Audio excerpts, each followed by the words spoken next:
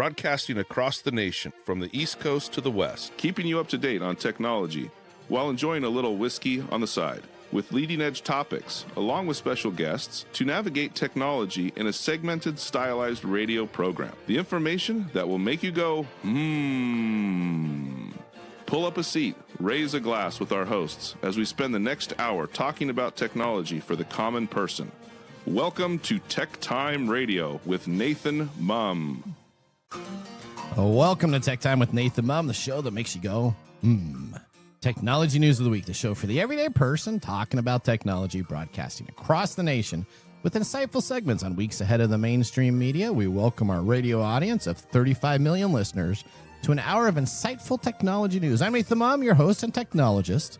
With over 30 years of technology expertise, our co-host Mike Day is in studio today and is the award-winning author and our human behavior expert and our not-so-most positive on AI. That's what I'll just say.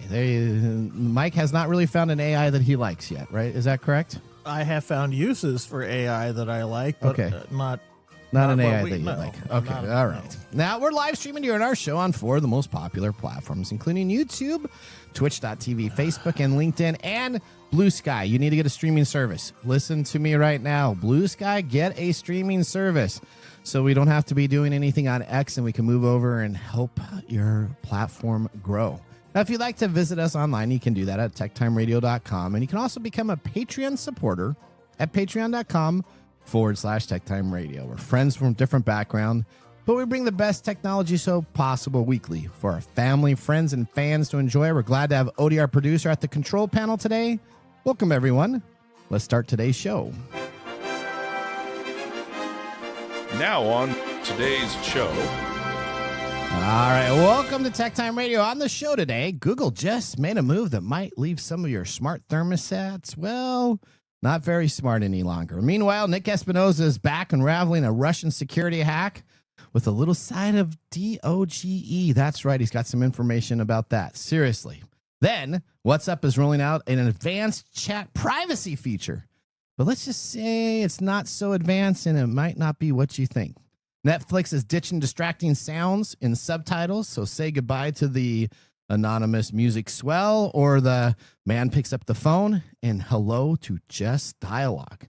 And we have a job candidate who put on her best face forward. Literally, we're going to be talking about a video interview that may have gone a little awry. And Microsoft sends Adobe emails into the spam abyss. Was this on purpose? So one of their competitors was being filtered on their email servers and automatically being sent to the delete item. Sure. Was that an accident? It was an AI thing? We're going to talk. Everything is an accident. There you go. We're going to talk a little bit more about that later in the show. In addition, of course, we have our standard features, including Mike's mesmerizing moment, our technology fail of the week, a possible Nathan nugget. Absolutely. It's a Nathan rant, but there you go. And of course, our pick of the day, whiskey tasting, to see if our selected pick of the day gets 0, 1, or 2 thumbs up at the end of the show. And again, I'm trying to be hypercritical. But let me just tell you, the whiskey we had last week on the show, the Elijah Craig, I went out and I actually bought bottles of that from Wines and More. So let me just tell you, my local Wines and More, no more in stock. You cannot get it because I went and I may have bought 8 bottles that were in the store. So much for a discerning palate. Well, there you go. Now, let's move on to the latest headlines in the world of technology. Here are our top technology stories of the week. All right, it's no secret that Gen Z is reshaping the workforce. However, the unusual way one young woman presented herself during a job interview has left some wondering. Let's go to Lisa Walker for more on this story. Aidan Kramer, the CEO and co-founder of AI Apply, a platform leveraging artificial intelligence to assist job seekers in interview preparation, recently discussed one of his candidate interviews in a TikTok video that has gained over 1 million views. In the video, Kramer joins a video call with the candidate, Julia, who appears to be using a filter to obscure her face. She selected a filter that turns her face into a breakfast plate. Instead of conversing with an eager job seeker, Kramer finds himself speaking with a humorous animated plate of eggs and toast. The only visible parts of Julia are her eyes, which peek out from the eggs, and her mouth, which is obscured by the toast. Kramer tells Julia, "Nice to meet you. I'm not sure if you're aware, but there's a bit of animation on your face. She replies that she's unwell and asks Kramer, is it okay if I don't show my face? Back to you guys in the studio. Oh, okay, Mike. So Julia explains that she's not feeling well. Yeah, she's in an interview process. Julia's what? She's clout hunting. Okay, all right. So Julia is essentially, it's a overlay of breakfast. It is absolutely not professional. Yeah, it's not even even a cat thing. It's not a cat thing where a poor lawyer has a filter on. He doesn't know how to take care of it. I mean, it is just crazy. She asks the interviewer, is it okay if I don't show my face? And he responds with, I'm not sure if we're going to be able to conduct the interview with this. It's not very professional. Is there a chance you could turn this off? Instead of turning off the filter, Julia then offers to change it. And within seconds, she transforms into a strawberry instead of the plate that's there. And then she says, is this better? Now, the TikTok ends there before Kramer has a chance to respond. Although we're unable to see what Julia really looks like, Kramer included this in his TikTok hashtag, and it's now on all the other social medias with hashtag Gen Z in his caption, hinting at her age. Now, in the comment sections underneath this TikTok and underneath all the social media, users weigh in. Some of them say that it was an untraditional video filter, but that they think that she should be able to do that. Other people say that this is not professional. She should be equipped with knowing how to use video conferencing. But some other people even praised her, saying that they should be at my company in management. So a job interviewer has this filter, goes through. I know what I would say, but I'm going to ask you just, Mike, since we're talking about this. Isn't that like an immediate disqualification? I mean, that would be for me, unless I'm running some sort of. Well, he has an AI company, but it's not creative. It's not creative. I don't even need to hear that, but unless he's running some sort of creative company that would encourage that kind of behavior, no. You shouldn't come. I wouldn't have even asked her the question. I would have just said, goodbye, click. Thank you. Well, so it's very interesting because on the feedback that we're getting, a lot of the Gen Z people say that that it shouldn't be based upon looks. It shouldn't be based upon anything that's going on. It should be based upon the qualifications. And clearly, she must have been qualified to get the owner of the company to come in through an interview, and that we shouldn't be judging people about a presentation of looks on the interview all right. process. So I can understand some of that, but the problem is that she's using like a filter of a ham and eggs breakfast. Yeah. To try and connect with this person. Okay, so she needs to show her face because on a video call, that's the only way you can see expressions, and that's the only way that you can really communicate human to human. Okay. You can't communicate human to ham and eggs or strawberry. Sorry. Okay. So all those people that are praising her for that, yeah, you guys are morons. Okay, that's what you're saying. Odie, I'm going to go to you because you're our younger demographic here. All right. What do you think about this filter for a job interview? Was it specifically for a job interview, or I thought it was? I think she was just clout chasing, is what I think. So it was a job interview. It was listed as a job interview. Ham and eggs. It's not appropriate, but I applaud her for trying. Okay. Yeah. Okay. All right. Why? Because it really, at the end of the day, depending on, I have no idea what the job entails. It's an AI, and neither do us. It's just an AI company. So if she's not coming into work every day, or if it's fully remote, why would it matter what she looks like? Okay. It's not about what she looks like. It's not about what she looks like, though. It's about if she were going to be doing I understand the whole presentation. If she were going to do an in-person interview, right, she wouldn't be coming in with a mask on her face. Yeah, there's some points. Yes. You're okay. Right. I know. I'm pretty easygoing with a lot of stuff, but there's just things that just grind my gears, and this is one of them. All right. Well, it has been updated that she did not get the job. Oh. There you go. No way. Yeah, no Dang job. it. No job for her. All right, story number 2. Now, you're pretty excited about this, and I have some different opinions on this. Why so am here I we go. saying? Oh, wait. All right, here we go. We're going to be talking about Netflix and Okay. their continued awesomeness. All right, okay, what do we got going on here? Netflix is rolling out new dialogue-only subtitles option, which means, when you're watching something with subtitles, I don't know if how do you feel about things like phone buzzing and things that tell you I what's can't going stand on? subtitles. I'm that's an right. anti-subtitle Yeah, you're guy. an anti- I can't stand subtitles because you're at not all. deaf yet. All right, so I had to go see the movie Dances with Wolves, and I had to read like half of that, and I'm like, I'm not going to a movie theater to read a book. That was my take on it. Now, I have changed my mind because Maybe I did you saw should the have new. a ham and eggs filter.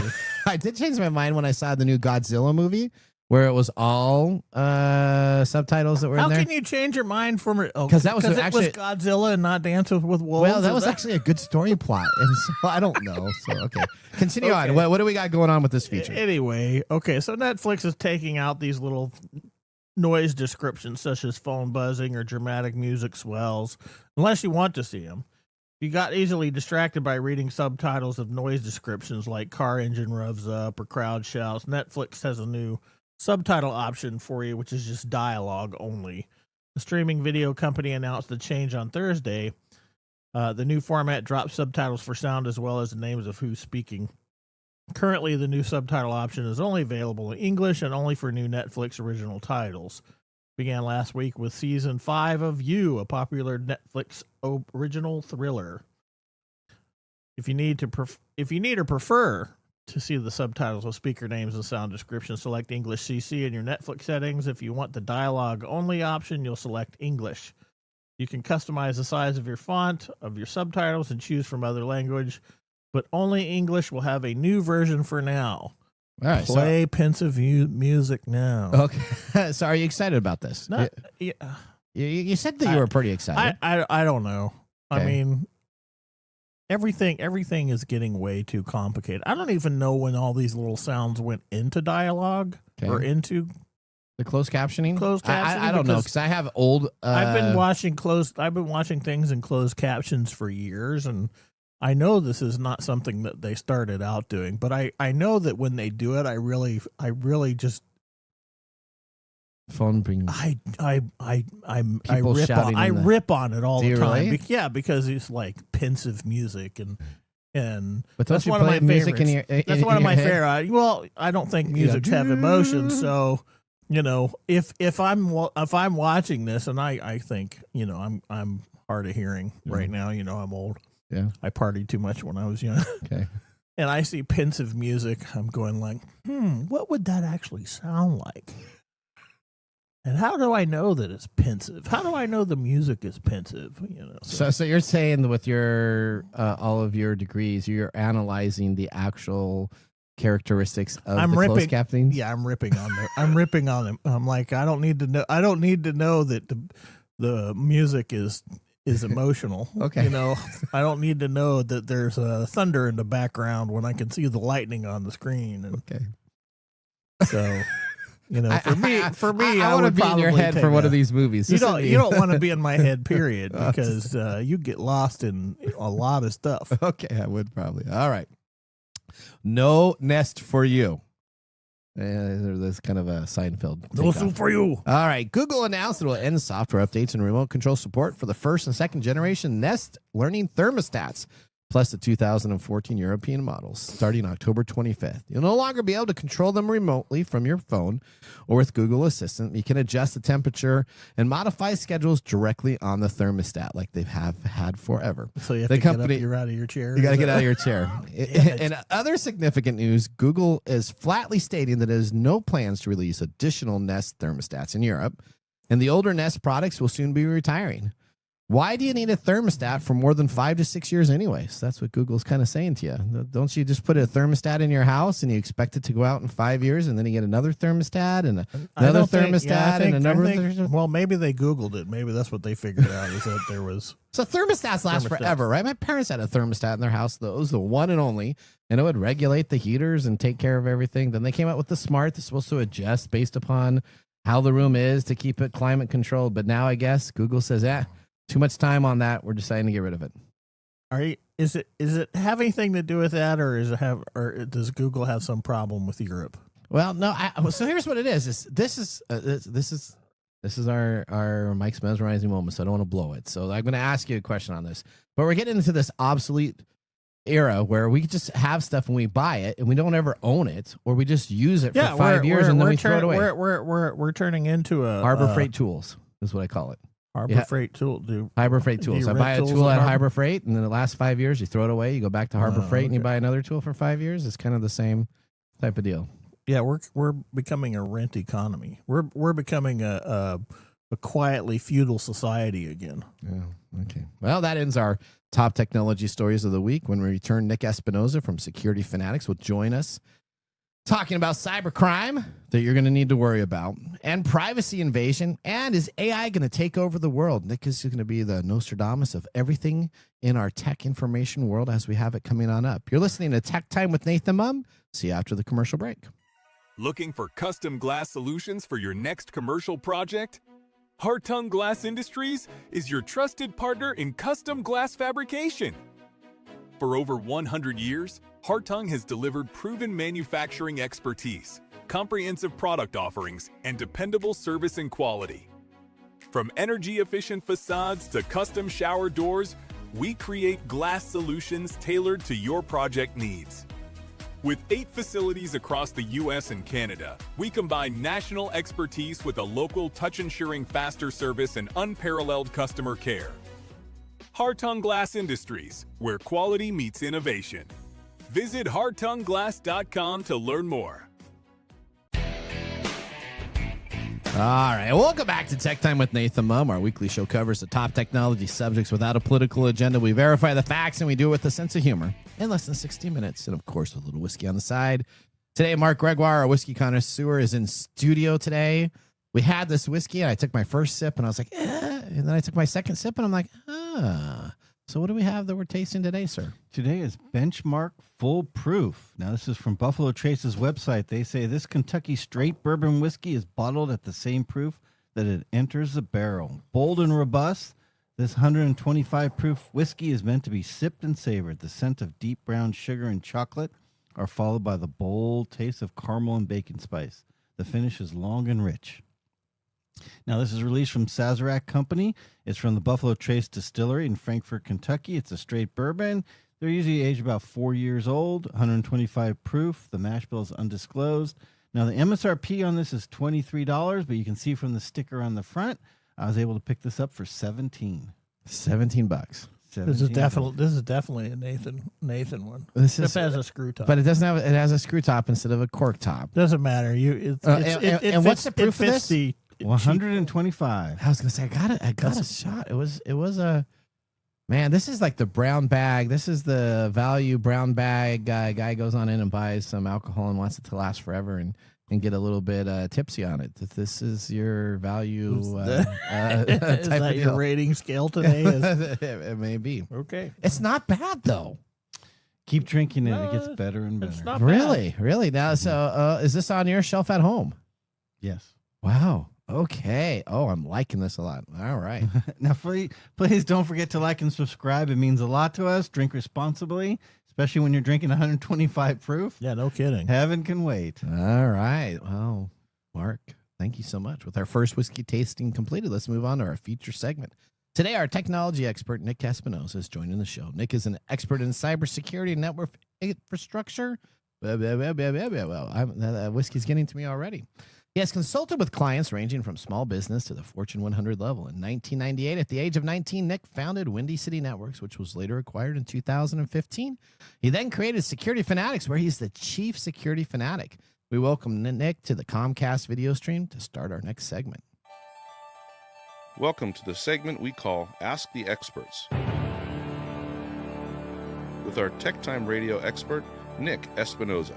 All right, Nick, where are you coming from? Tell all of our listeners where you're coming from today. Hi, Nick. Hey, I believe my new term is now Nerdstradamus. Nerdstradamus, So you like that? Nerdstradamus. I like that. You can refer to me as that now. Okay. I am in Chicago, and I'm very happy to be here. All right, in the Windy City. Well, you tell us a little bit about yourself for all of our new listeners that may be joining the show today for their first time. Sure. Other than procrastination, I am Nick Espinoza, the chief security fanatic of Security Fanatics. Prognostication, not procrastination, for the record. And we do all things cybersecurity, cyber warfare, cyber terrorism. And as always, it's fun to hang out with you guys. All right. You know, we love having you on the show. This is our 250th episode. So as we're going through it, so there you go. Wow. We're at 250.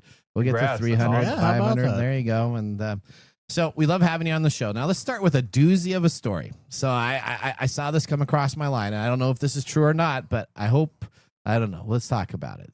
So did someone use a Russian IP address, then attempt to access our internal systems at the U.S. National Labor Relations Board using a legitimate account set up by a staff member from the Elon Musk Department of Government Efficiency? Is that true or is that not true? And explain this to us, Nick.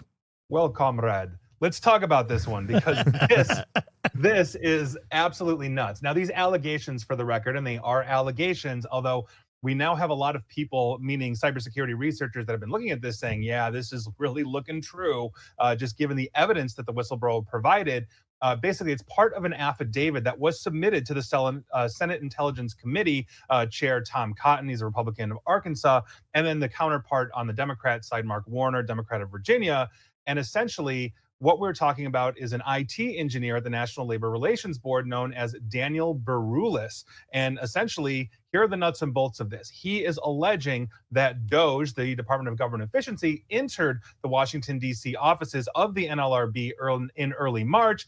And obviously did it with other high-profile, if you're paying attention to the news, other high-profile agencies, Office of Personnel Management, Treasury were also entered in this way. And according to the affidavit, essentially they accessed things, and this access led to a quote-unquote significant data breach that potentially exposed the NLRB and its data to foreign adversaries. Now, if you recall, during this period, which is like 8 million years ago in news parlance, several news outlets and government employees in those departments had stated that DOGE had quote-unquote chaotic and unsupervised access, and therefore created conditions that essentially caused greater risk for some type of incident or breach. And so here we are. The most concerning allegation made is that those Russian IP addresses were somehow connected to the actions of DOGE employees, and the access attempts, for the record, were blocked. They were blocked, but those access attempts provided valid credentials that happened shortly after the accounts were created by DOGE staffers. In other words, they had a valid username and password for a DOGE staffer, and it was coming from the Russian IP address. So how did the Russians get an actual legitimate login to the Department of Government Efficiency? So that is going to be the question here. And obviously it's still unraveling. We're going to see what happens if the Senate Intelligence Committee does anything about it. That's absolutely insane. And crazy times we're living in. All right. Hopefully that whistleblower is still around in the next 6 months to still be able to be a part of it. I don't know. I I'm hope just so going to too. drink more Yeah. bourbon. Was that? I'm just Yeah. going to drink more You're bourbon. going to drink more bourbon. All right, Nick. Well, That's why you have me on. I'm that's your right. excuse. I'm your excuse to drink. after. You know, it's weird because I love having you on the show, Nick, but I hate everything that comes out of your mouth. Oh, So, no. well, I will say this. Godzilla -1, to Yeah. Nathan's point, amazing movie. Go see it. That's right. That's right. Unbelievable. just for the dialogue, right? Well, no, you can read it. I mean, it's much better than Dances with Wolves. Let me just tell you that. Don't, All right. don't Okay. even It was get me fantastic. started. All right. Okay. It was Nick, explain to our fantastic. audience why WhatsApp's new advanced chat privacy may not be all that it's cracked up to be. Yeah, so WhatsApp, owned by Facebook, aka Meta, is an absolute hot mess. But real quick, here are the features that they're telling us that they're putting into WhatsApp, and it's straight out of the Signal playbook, not just for war plans anymore. You can block others from exporting chats now, auto-downloading media to their phone. You can block that using messages for AI features, and they said they're working on adding more features. But here's why the whole thing is pointless. because there are still a zillion ways, one, to extract sensitive data out of WhatsApp. You can take pictures of stuff, but the biggest sin is that basically this is all security and privacy theater.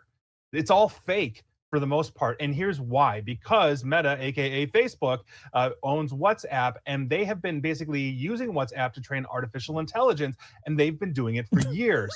Meaning they're reading all of your messages. Yep. They're claiming end-to-end encryption and all of that. Mike, get your booze out. Like it's not really private. Now, in 2019, Facebook began incorporating AI algorithms within WhatsApp to improve content moderation so they can see everything basically that you're doing. I actually did a video and podcast back in 2019 and got thousands of views on WhatsApp because people don't know this stuff. In 2021, ProPublica did an article on this as well. And essentially they showed that, and I quote, the complaint which ProPublica obtained details WhatsApp's extensive use of outside contractors, artificial intelligence, and account information to examine user messages, images, and videos.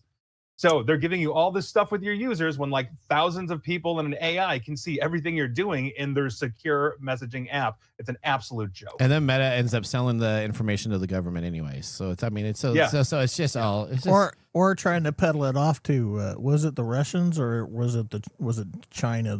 Chinese bending over backwards. That was an amazing expose, by the way, in that book. Yeah, great read. All right, well, we're going to continue on with AI. Good old AI. You know what? OpenAI is being leveraged now for spam and also bypassing things like the CAPTCHA filters. Now, I like some CAPTCHA filters. Other ones, they just bug the hell out of me. You know, they got the crossword E that's kind of through a T, and you have to type it in like 8 times, and it still doesn't get it done right. I like the picture ones where you like the picture ones. I hate those where you have find the crosswalk signs. Oh, you don't like the cross? I hate those. They got some new ones that are coming on out. But okay, so everybody knows what CAPTCHAs are. If you've done anything, you've had to do one of those, and you've had to at least put in the password 3 times. What's going on with OpenAI leveraging this? Yeah, so it's not OpenAI. OpenAI is being leveraged by some jerk or jerks that basically created something they're calling Akira Bot. And this Akira Bot has successfully bypassed spam filter detection. It's basically delivering AI-generated messages to the tune of over 80,000 websites in just 4 months. So it's 20,000 websites basically a month that this thing is hitting, and it's prolific, and it's bypassing all this stuff, thanks in part to OpenAI. So AkiraBot, just for the record, is a framework that exploits contact forms on a website, live chat widgets, all this kind of stuff, and it's targeting small to mid-sized businesses. But unlike traditional spam tools that rely on things like repetitive templates, AkiraBot uses OpenAI's basically chat API, thing like ChatGPT that you can connect to generate unique messages tailored to the targeted website. So in other words, you're not spamming 20,000 sites with the same message. You're saying, oh, it's Bob's Widgets. Okay, well, I'm going to talk about Bob's Widgets, and OpenAI's ChatGPT will create that content for me so I look more natural, thus tripping up all of the filters. And so it's crafting this personalized content using that site-specific detail. Like our wonderful sponsor, Hard Tongue Glass, it would start talking about glass that it potentially needed or wanted to sell or whatever. Right? It can even simulate legitimate browsing behavior as well, along with scripts to manipulate attributes. So it can start changing things like a human would change things in the browser, and that trips up those intelligent systems that are looking for those bots and that spam. And then it gets past basically the CAPTCHAs like HCAPTCHA, reCAPTCHA, because it can mimic user behavior. So here we are. And they also are proxying this thing around the world. So it's not coming from one IP address and God knows where they're doing this thing. It's really sophisticated, and it's just reinventing how we are looking at essentially identity as people are hitting websites. It's absolutely crazy. It is. I love the OpenAI because for my Farmville game I play on my PC, it created a script for me. Farmville? Yeah. Have you ever played that game? Like 15 years ago on Facebook? Like in 2002. Still exists. But what it can do is you can actually have OpenAI create a script for you, so you can keep on mining everything while you're not actually. I feel like that's right up your alley. Okay, I think that's Nathan. Are you big agri now in Farmville? That's right. You've been playing it for that long that you own 8,000 farms. Yeah, that in Ebony. Do you remember the old? I remember that Ebony game. You probably own the whole world. Of that's Ebony. right. Yeah. Okay, there you go. All right. Nick's like, wow, you guys are really old. And speaking of old, wait till you do our flashback of the day when we go back to something old. I actually have an actual show and tell event. All right. Perplexity AI. We talked about them a couple times on our show already because they're the ones that actually have made a bid to purchase TikTok. They want to be worse than Google and Facebook, combining with all that has been uncovered. What is this story breaking here, Nick, about this? Yeah. So just in a nutshell, real quick, is essentially their CEO said this past week in a podcast that essentially what they want to do is build their own web browser, to compete with like Google Chrome and Mozilla Firefox and all of that. And the reason why they want to do that is to collect data on absolutely everything that you do outside of their app as well, because we're all using web browsers to go wherever we're going. And so their CEO, Aravind Srinivas, basically says and believes that Perplexity's browser would be basically fine. Like the users would be fine using this because the ads would be that relevant. So that has to be because it have everything from me. Everything that I'd ever do search on the web knows about Chase Bank that I have. It knows about this. It knows about this since I'm in the browser using it.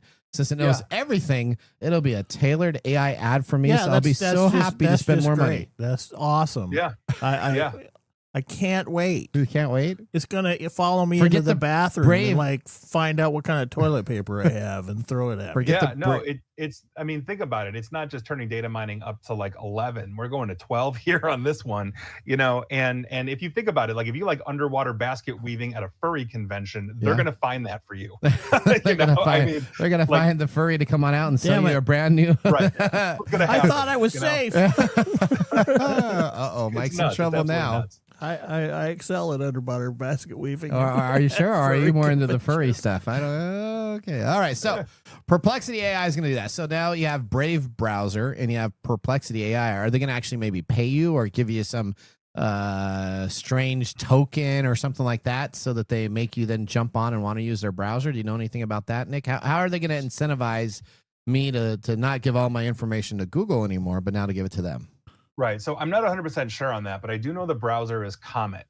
They're calling it Comet. It's supposed to launch in May. Okay. And like Brave, they may have a crypto incentive to do something along those lines. I think the interesting thing is going to be really what happens with Google. Okay. In the sense that Google right now is going, breaking up anti-monopoly stuff against smallest violin there for Larry and Sergey. Yep. But if they have to spin off Chrome per a court order, Perplexity, OpenAI, and even Yahoo, they're still around. Everybody basically said, we'll buy Chrome, right? We want Chrome, we'll buy Chrome, we'll take Chrome. And so Perplexity may ditch the product if they can successfully purchase Chrome, which is probably doing all of that anyway. And Google just came out also and said, oh yeah, we're not getting rid of all these traditional tracking cookies. So Chrome continues to be a privacy nightmare, that was supposed to be getting better. And Google said, now we're not going to make it better. Yeah. Now you're having all these anti-lawsuits where screw it. We're going to get as much information as we can. Yeah. This will make you feel good. Do you remember? You remember the old days with Netscape and Microsoft? Do you remember the old days when we didn't have the internet and we had lives? Dial-up? I'm not even talking about dial-up. Okay. I mean, there was a peace of mind that we're just now figuring out that we had back then. Yeah, you know what? They make computers. Social media. They made actually, you're right. It wasn't the computers that were the problem. It was social media. They really killed it. Yeah. Right? Let's go. Let's that guy that started MySpace. MySpace? We're gonna go back to MySpace. I still have a MySpace account. Yeah, I still have a MySpace account. Those were the days. Or your geosites. You remember geosites? Oh, I remember geosites. Okay. All right, Nick. All right. So how do we wrap all this up? What drink? I know. What is a good thing in cybersecurity? Is there any positive news you can share with our people before we get all about how they can contact you? Any positive news here? We might have a nationwide power outage that'll stop hacking for 24 hours. so next positive thing is there. That sounds good to me. I need some sleep. Sounds relaxing to me. Have you seen the Netflix show 0 Day?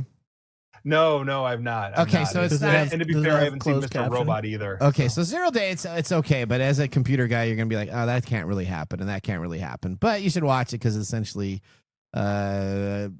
all of the world shuts down for like 30 seconds to a minute, and somebody in the United States captures this, and it's kind of Robert De Niro does an okay job. He's getting a little older in the tooth, but it's a pretty decent story. He's a former president. So Netflix, 0 Day, not as good as dialogue only stuff. What's that? Did you use the dialogue? No, I didn't read it. I'll check it out. I am watching a show called Upload, though, that is beyond amusing. That's a good one. I like that one. Yeah. All right, Nick, how can people get in touch with you after the show? Maybe they need a cybersecurity analysis and that you guys and your company provides that, or they want to have you as a guest speaker, or maybe they just want to liquor recommendations. Or liquor. Yeah. Okay. Where can they find out more information and contact with you? Yeah. And for the record, I may be a Debbie Downer in business, but I am fun at parties. Just letting everybody know that right there. There you go. Okay. Feel free to invite me. Don't ask me about my job. But you can follow me at Nick A ESP on Twitter, aka X Blue Sky. All that, LinkedIn /Nick Espinoza, YouTube /Nick Espinoza. Please come say hi. I love hanging out. So perfect. All right, Nick. Nick, thank you so much for being a part of the show. It's always a pleasure to talk with you. Now we want to thank him very much, and we're going to move right on to our Nick. Mesmerizing. Thanks, guys. Yeah, moments. Welcome to Mike's mesmerizing moment. What does Mike have to say today? All right, Mike, here's my question. A lot of crap is what Mike has to say. All right, so let's talk about buying hardware devices, buying computers. Then companies just decide to stop supporting them. Is this going to be a continuous trend? Yes. And why wouldn't it be? Should this be for home devices now and computers and iPhones? Should there be a way where a company makes their product obsolete by no longer supporting it? Should there be? Or should there be? Well, they do it because they're going to force you into the next iteration of whatever they're trying to put out. Okay. It's all like arm twist marketing is what it shapes up to be. Okay. I mean, I'm just starting to, I must be getting older. I'm starting to get a little bit more curmudgeon in this, where I am not okay when I buy something and then 5 years later you're telling me you're no longer going to support it. I either have to buy the newest version or I'm just out of luck. Well, I just, anytime I buy, I had to buy a brand new cell phone yesterday. Oh, okay. Yep. Because mine died after. Actually, it's been about 6 years, 7 years, so it hung on for quite a bit. But okay, I buy it, and I know I'm going to have to replace this thing in 2 or 3 years. What did you buy? Did you buy an Apple device? No, it's an Android. Okay. It's a Galaxy S25. Oh, that's good. Okay, so you're gonna have to replace it. You're okay? Yeah, I'm not happy about it, but I know that's what's going to happen every time I buy a new laptop or every time I buy any. It even comes down to when I buy movies. Yeah, because I know I'm. If you buy them digitally, you don't even own them. Yeah, if I don't own that movie, but I own the right to look at it until they take it away. Until they take it away. Yeah, because I know we live in a modern age where we're basically sheep. We're just sheep. We're going around getting all this stuff thrown at us, and we can't deal with it because it's too much information. So we just go, okay, we'll do it because I have to. I mean, you have to have these nowadays. $1,000 phones, you have to have them, and you have to upgrade them because they're going to. Sure, it's like when video gaming systems came out. When I heard this, I was thinking that's the first thing that popped in my head. First video game system came out, Atari 2600. Yeah, Atari 2600. Yeah, 2 controllers, 2 games. It had the whole package. Yeah, and then what happened? We wanted more games. You started getting just the console and the game and 1 controller. Okay. Oh yeah. Okay. Right? Yeah. Yep. Then now you get a console that doesn't even have a CD player anymore. Yep, you get a console, you get a controller, and then you have to digitally download the games that you're going to purchase. Yep. It's just. Did you already bring up the fact that Apple came clean about downgrading their battery? Yeah. Their battery life. years. They absolutely make it so that there's certain updates, Yeah. even though the phone or the purposeful. computers can actually handle that because there's actually tools to do that. This actually happened back in the 30s when we went into a consumerist society where they were pushing these sort of crappy things that they would put out, so you would have to replace them. This isn't something new. This is like when they were, building microwaves. That's right. What are you doing over there, Mark? Well, Mark's over there. Oh, Mark's over there. Okay. Well, he says let's move on. I guess. I mean, this is consumerism at its modern 101 modern stuff. Yeah. But you know what? Make something that's not going to last because people will have to come back and get more. And this week in technology, I'm going to talk about something of a company that actually wanted to develop something that would be the last that they ever developed. Oh, look at that. Well, now we're going to go out to a commercial. We're going to go out to a commercial break. You're listening to Tech Time Radio with Nathan Mumm. See you in a few minutes. Hey, Mike. Yeah, what's up? Hey, so you know what? We need people to start liking our social media pages. If you like our show, if you really like us, we could use your support on patreon.com. Or is it Patreon? I think it's Patreon. Okay, Patreon. If you really like us, you can. And you say I'm the English guy? Patreon.com. I butcher the English language? You butcher the English language. Okay, so it's all the time. It's patreon.com. Patreon.com. If you really like our show, you can subscribe to patreon.com and help us out. Oh, and you can visit us on that Facebook platform. You know, the one that Zuckerberg owns? The one that we always bag on? Yeah, you can. We're on Facebook, too. Yeah, like us on Facebook. Do you know what our Facebook page is? TechTime Radio. At TechTime Radio. Yeah. You know what? There's a trend here. It seems to be that there's a trend, and that's TechTime Radio. Or you can even Instagram with us. And that's at TechTime Radio. That's at TechTime Radio.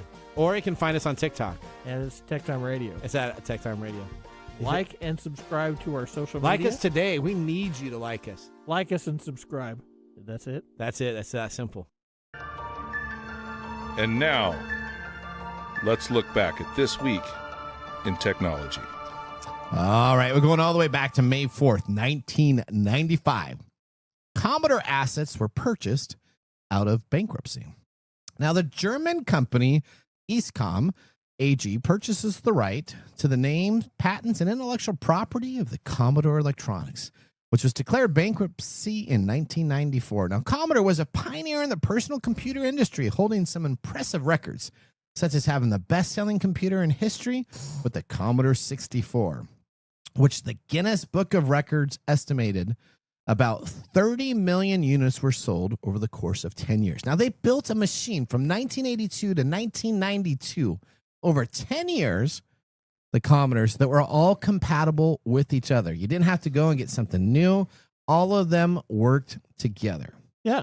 Commodore had the strategy that they were going to be the first computer company to take over the home PC market and be the last. Dun, dun, dun. Well, the company did make over $1 billion in sales. They also created some of the most innovative computers in the early PC market, such as the first multimedia computer, Amiga.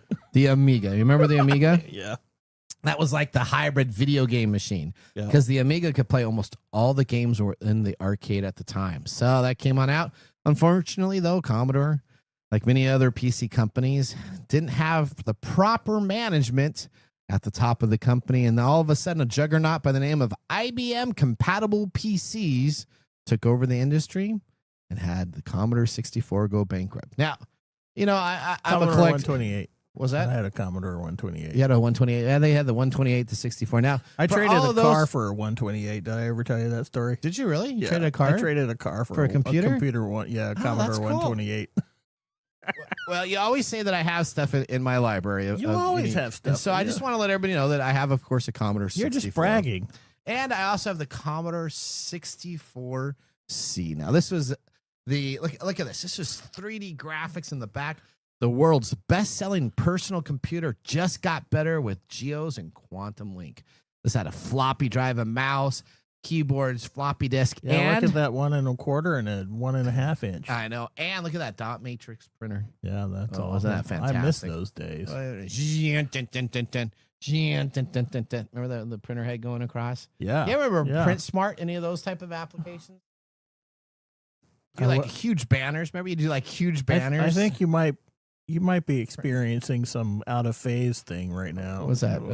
Print Smart? You remember Print Smart? Like I remember all that stuff, but I'm not getting all happy about it. That was a great time. All right. Well, that was This Week in Technology. If you ever wanted to talk some tech time history with over now 250 weekly broadcasts, show 250 today. You can go to our website at techtimeradio.com to watch our video, podcast, and blog information. We're going to head out to a commercial break. When we return, we have the Mark Mumble Whiskey Review. See you after this. Attention, all geeks and pop culture enthusiasts. Get ready for the ultimate celebration of everything geek at Geek Fest West Game Expo, July 18th through the 20th in downtown Everett, Washington. Join us for 3 thrilling days packed with cosmic cosplay, gaming tournaments, retro movies, and a street fair brimming with unique vendors. From the innovative Geektopia Vendor Hall to the Galactic Time Warp showcasing beloved film classics, including Ghostbusters, The Wrath of Khan, and our special 40th anniversary showing of Goonies. There's something for everyone. Plus, participate in interactive events, from keynote speakers each day to special guest artists. Tickets are on sale now. Secure your spot for this epic celebration at geekfest.com. Get your badges from one-day passes to VIP options and don't be left out. Visit geekfest.com. Geekfest West, the biggest gathering of geek fandom in Snohomish County.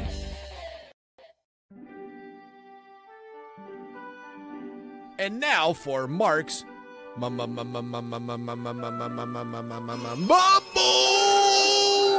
Oh, wow. We're going into the way back machine By there. Story Coffee. Yeah, I haven't heard that Visit one in a while. storycoffee.com. All right. Okay. There you go, Mark. Retro Day. It is. Too bad it didn't match what today is. Uh-oh, what's today? April 29. Today is Poem in Your Pocket Day. Poem in your pocket. So where's your poem in your pocket? I don't really have a poem in my pocket. You don't? I do not. P-O-E-M or P-O-M-E? P-O-E-M. Okay. Now, we celebrate today to encourage people across the United States to express themselves through poetry. Individuals are encouraged to write their own poetry, perform their own work, or create their own art inspired by poetry. Okay, what's your favorite poem? I happen to have a poem in my pocket. Oh, because of course. what a He has. nerd. It's, I celebrate today. Oh, all right. So I don't know what we need to do with Well, that. I but walked that's- into that one. Yeah, you that's did. right. Thank you, Man, Mike. I got to scrape the stuff off my shoe now. So this is called Benchmark Foolproof, a real man's pour. Oh, boy. Oh, boy. Now, is this a real poem or is this an AI created? I was thinking something like from Thomas or something like that, but you're going to whip out some kind of Okay, weird... let's listen to the poem. What All do we right. have for the You poem? ready? Yep. Nathan Mumm talks tech with flair, yet spills his dram clumsily through the air. Mike Gourdet, the tech shrink guy, still cannot diagnose why his glass runs dry. While Benchmark stands up foolproof strong, these two just babble all day long. They swirl, they sniff, they talk real tough, yet one small pour's already enough. So here's to real bourbon, bold and neat, while Nathan and Mike admit defeat. He just bagged us out, wow. man. He bagged us both out. There's a shot. All right. This is pretty good.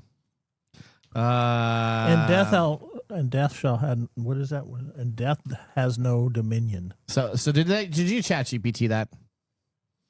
It was a combination between me and ChatGPT. Okay, so that's how I did some poems with to my wife once, and I did exactly the same thing. Where I came up with the words, and then I put them Does there. your start with Roses are something red? like there once was a man from Nantucket? No, Okay. but I wrote the actual thing, and then I actually changed it. All right, well, Benchmark Foolproof Bourbon is the strongest release in the Benchmark lineup. Okay. Bottled at 125 proof, it's labeled foolproof because it matches the strength at which the whiskey originally entered the barrel. After aging, water is added to bring it back to this original proof. This differs from barrel-proof bourbons, which are bottled at the natural proof the whiskey reaches after aging in the bottle. Okay.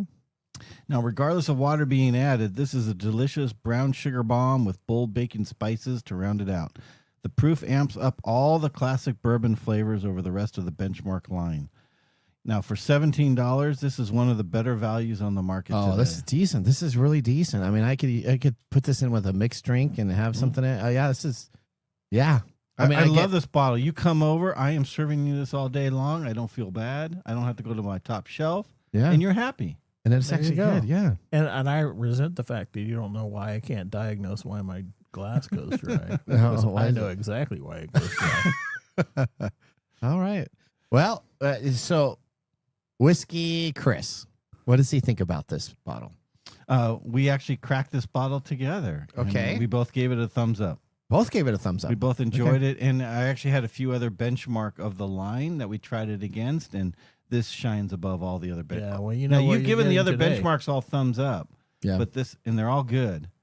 but this one shines of the whole line. It is good. All right, whiskey and technology, a great pairing. Just like Apogee and id, two great software companies in the early 90s. Oh, my God. There we go. What do you guys talk about? We're going a little retro today. We did the Commodore 64. I got to balance some positive excitement, old school stuff after Nick's been on for the show and just hammered through everything.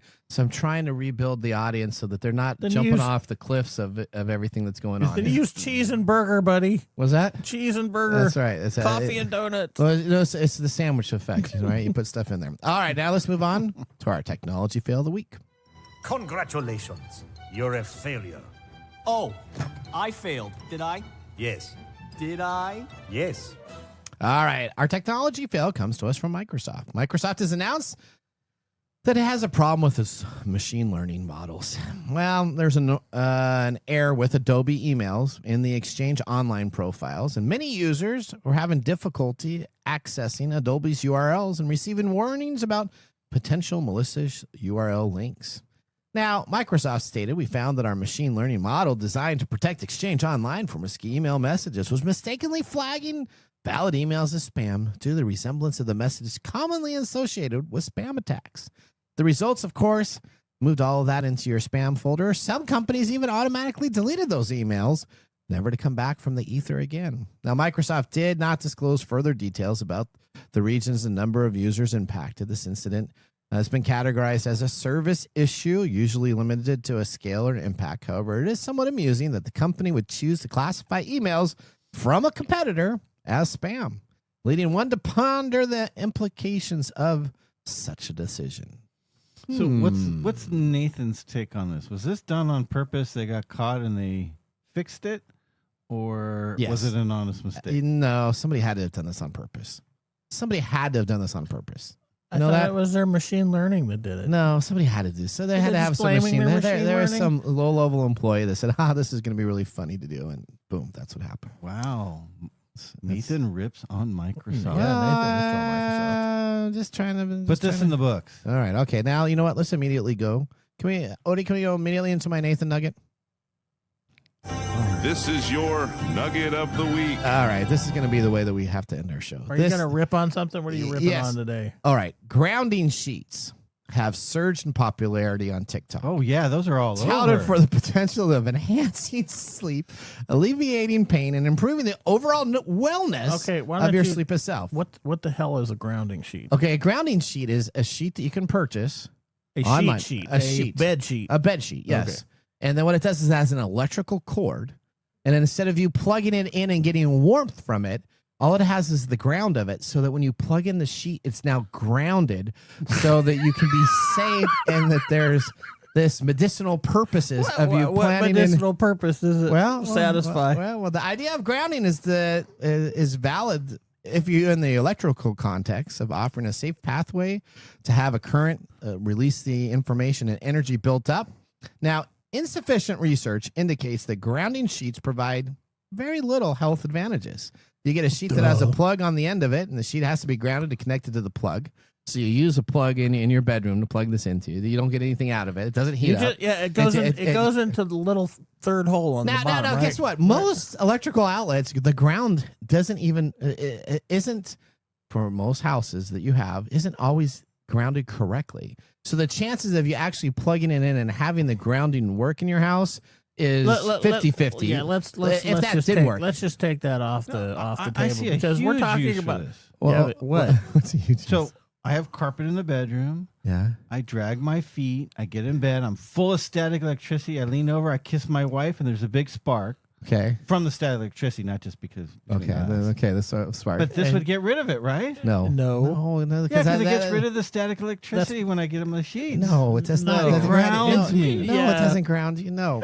What it does is ground your wallet. That's right. The trend explains, again, how pseudoscience can gain popularity online with reports overshadowing the absence of actual scientific backing. Whoa. Before purchasing grounding sheets, it's advised to evaluate whether the claimed benefits that have been sold in the research are merely a viral wellness trend or if they actually work. Think of this as the Great Tide Pod Challenge. Or You remember that? Or Yeah. just do like Mike does What is that? and don't buy anything off the internet from a TikTok video. You don't buy anything. Odie, have you ever bought anything off TikTok? Do you go there for your science? No. My science? No. And I've never bought anything off TikTok, but I am coming close. What are you gonna buy? Nintendo Joy-Con controllers. Yeah. Yeah, because they're like $20. So you saw an ad on I'm that. we're Well, talking you can just about go all to this. Temu and buy the knockoff ones for like Yeah. $6. Yeah. Is but that you what you have do? to pay for shipping. You'd have to pay So for the I shipping. feel ones like that I I'm need a looking grounding sheet right now because I'm kind of floating around. So in the space. ones that I'm looking at have free shipping for $20. Oh. And they have like Pre-tariffed?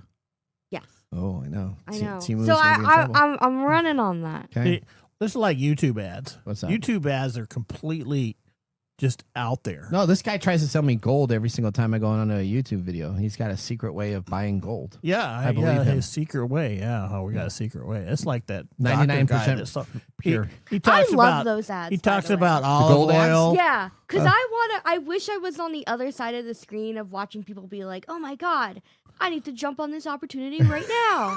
You know? Do you love those? It's And, like you the know, modern day door to door It's the knife ShamWow salesman. guy. It's Yeah, the ShamWow guy. Exactly. Do you ever just turn on late at night, like the Home Shopping Network or any Do you of those know- type of do you deal? know, I used to do get- that. I And used those to are get- so funny. I used to get so mad when I was at late night TV and watching these things, these infomercials come on. Yeah. And it took me a while to realize that these work. These things work. What do you mean? The channels itself, or Yeah, or what? those big infomercials and, Oh, and yeah. these stupid 90-minute YouTube videos about olive oil and all this other crap. So, Mike, do you have They work. Do you have a MyPillow too? No, I don't have a MyPillow. No, But actually, you know, I do I'm have gonna, a MyPillow. I'm gonna have to get. I knew you probably I'm did. gonna have I to got get one my- given to me from a relative. And you're gonna have the sheets soon too. I'm gonna have to get a Is there a MyPillow MyPillow to sheet? ground my sheets. Are you going to go ground your sheets? I'm gonna ground 'Cause corn. What have you put on this show that you have not bought in? Or bought? I got a lot of stuff. Actually, now I have a shelf over here. Where you yeah, can actually there's see the been stuff. so many things that you've bought and you still haven't received. So he's gonna have the sheets. We can test them out. when The he sheets. gets them. The sheets are there are sold out right now. You cannot find these grounding sheets. Oh, so you I'm look. dead- Yeah, I did. Are you serious? I'm dead serious. You cannot find them anywhere on social media or on Amazon. All the I'm grounding gonna go sheets home are and invent something right now that's Do it. going to sell. I'll be your you know what you first should buyer. say? You know what? Dip your thumb in water or your fingers in water and put them into an electrical socket, and then that charge that you get from that is actually helping your. No, I'm your- gonna your- do smart hats. That's Smart what I'm hats. gonna do. Smart hats. Okay, what's that? It's gonna be tinfoil. You just put it on your head. That's right. Yes. I'm gonna sell tinfoil smart hats. All right. It okay, protects well. your brains from all the Takes from 5E, All right. 5G rather, not 5E. Oh, 5G, 5G. 5G protection. All Yeah. right. Let's go to our pick of the day whiskey tastings here. And now our pick of the day for our whiskey tastings. Let's see what bubbles to the top. Do we really want to talk about Benchmark Foolproof, or do we want to read my poem again? I did not want to hear your poem again. Let's talk about the pick of the day. All right. So this is from Don't go quietly Buffalo into Trace. the good night. Straight bourbon, 4 years, 125 proof, and MSRP is $23, but you can find it like myself out there for $17. All right. Thumbs up for me, for Nathan. Mike, what are you going to do? No, I'm gonna give it a thumbs up. It was tasty. It was really good. Can you just buy this at Wines and More or anywhere, or is this going to be a concern that more people are now listening to TechTime Radio and you they're get gonna one now free buy when this? you buy a grounding sheet. Yeah, it depends on the state that you're in. Washington, where you're at, has had a problem with it, but it just came flooding into the market now. So you can find it. I mean, I got this at QFC, which is our local grocery store. Okay, I was just Yes, on the shelf. medication. See? That's what it is. This is good though. All right. Well, you know what? So a first twist top for Nathan. Yeah, I No, think I've liked a Nathan- couple other twist Nathan's tops. got a bunch of twist tops. Yeah. So let's not. For the value and for what it is, I think it's a great time. Now, we want to thank all of our listeners that join us on our show weekly. Make sure you put a nice comment. Just say, you know what, I really enjoy it. Or put any comment. Or any comment. We're open for anything. Enjoy Mike. I enjoy Mark. And you know, Nathan is just along for the ride. So that would be fantastic. Or anything else that you would like to say. Now, we want to thank everybody. Remember, the science of tomorrow starts with the technology of today. We're going to see you guys next week. Later. Bye-bye.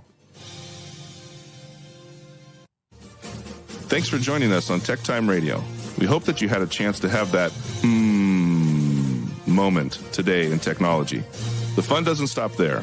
We recommend that you go to techtimeradio.com and join our fan list for the most important aspect of staying connected and winning some really great monthly prizes. We also have a few other ways to stay connected, including subscribing to our podcast on any podcast service, from Apple to Google and everything in between. We're also on YouTube, so check us out on youtube.com/techtimeradio, all one word. We hope you enjoyed the show as much as we did making it for you. From all of us at TechTime Radio, remember, mum's the word. Have a safe